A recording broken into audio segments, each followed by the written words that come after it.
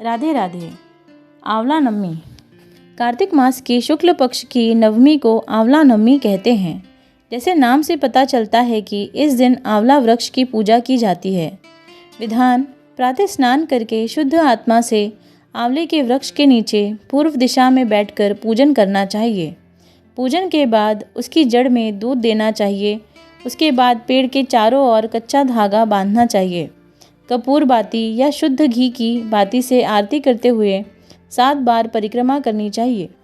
इसके बाद पेड़ के नीचे ब्राह्मण को भोजन कराकर दान दक्षिणा देनी चाहिए।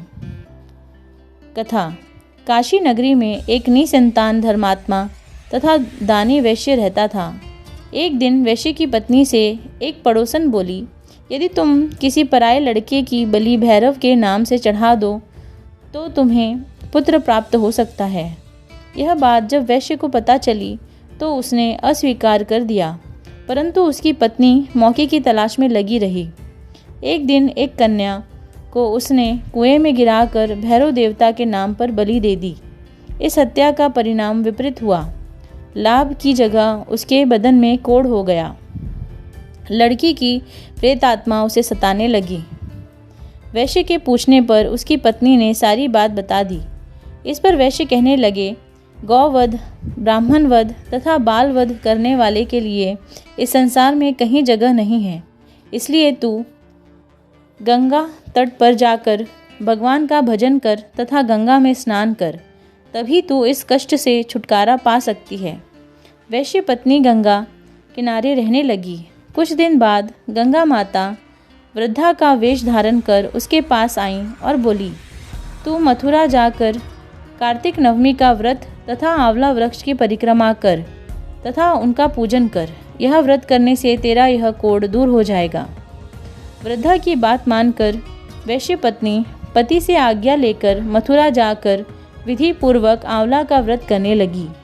ऐसा करने से वह भगवान की कृपा से दिव्य शरीर वाली हो गई तथा उसे पुत्र प्राप्ति भी हुई। दूसरी कथा: एक सेठ आंवला नवमी के दिन आंवले के पेड़ के नीचे ब्राह्मणों को भोजन कराया करता था, सोने का दान किया करता था। उसके बेटों को यह सब अच्छा नहीं लगता था। घर की कलह से तंग आकर वह घर छोड़कर दूसरे गांव में चला गया। उसने वहां जीवन यापन के लिए एक दुकान कर ली। उसने दुकान के आगे एक आंवले का पेड़ लगाया। उसकी दुकान खूब चलने लगी। वह यहाँ भी आंवला नवमी का व्रत करने लगा तथा ब्राह्मणों को भोजन तथा दान का कार्यक्रम चालू रखा। बेटों का कार्य ठप हो गया। उनकी समझ में यह बात आ गई कि हम तो पिताश्री के भाग्य से ही रोटी खाते थे। बेटे अपने पिता के पास गए और अपनी गलती स्वीकार कर ली।